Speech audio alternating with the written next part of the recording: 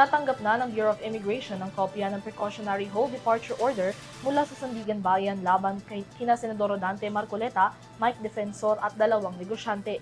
Kasunod dito, siniguro ng ahensya ang pagtalima sa utos at kagad na ipagbibigay alam sa mga kinauukulan sakaling magkakaroon ng impormasyon sa mga port patungkol sa mga subjects. Narito ang kabuuan balita.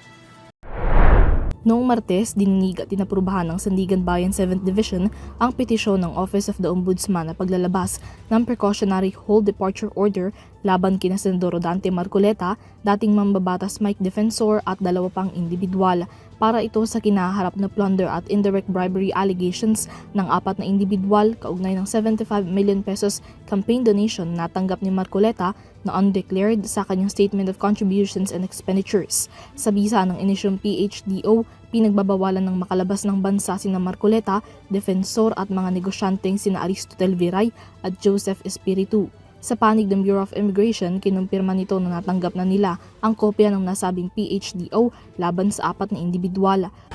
Ayon kay BI spokesperson Dana Sandoval, hawak na nila ang kopya ng PHDO at nakaagad na makikipagtulungan at ipagbibigay alam sa mga issuing authorities ang anumang impormasyon sakaling mamataan sa anumang international court ang mga nasabing subjects. Sa kasalukuyan, wala pa aniyang recent travel record ang 4 na subjects ng nasabing order.